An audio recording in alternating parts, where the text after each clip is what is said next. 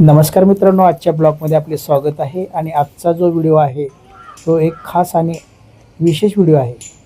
सांगायचं तात्पर्य असं आहे की मित्रांनो, आजच्या व्हिडिओमध्ये आपल्याला पोटासाठी काय काय करावं लागतं हे आज ह्या व्हिडिओमधून आपल्याला दाखवण्यात येत आहे. स्वतःचं घरदार परिवार सोडून एका परराज्यातून काम करायची वेळ आहे. कारागिरांचं आयुष्य हे असंच असतं. दिवसभर काबाड कष्ट करायचं, पोटाला च्या खळगीला काही मिळेल नाही मिळेल याची काही शाश्वती नाही. एकदा का सकाळी 7 ते 8 वाजता काम चालू केलं की सायंकाळी 6-6 वाजेपर्यंत काम करावं लागतं. भटकंती करावं लागते त्यासाठी. आज कष्ट केलं तरच पैसा मिळणार आहे, कष्टाशिवाय पर्याय नाही. त्याकरिता हे जे आता आपण समोर बघताय व्हिडिओ, हे कारागीर फार म्हणजे लांबून आलेले आहेत, परराज्यातून आलेले आहेत. आणि बघा तुम्ही किती कष्टाचं काम आहे. मोठे मोठे दगड आहेत, त्याला त्यांनी कोरीव असा आकार दिलेला आहे. आणि एकीकडे दगडाला कोरीव आकार देण्याचं काम चालू आहे आणि तिथून दुसरीकडे अक्षरशः खांद्यावर जसे की आपण कावड कशी नेतो त्या पद्धतीनं ते दगड आता ते घेऊन चाललेले आहेत.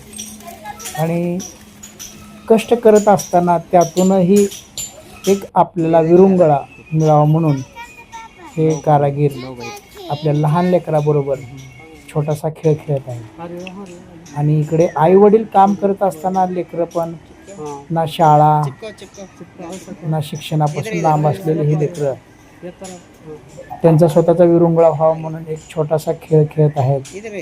छोट्या बाटलीची जे छोटी छोटी म्हणजे टोपणं असतात त्या टोपणापासून या छोट्याशा मुलीनं सुंदर असा एक दिल केलेला आहे.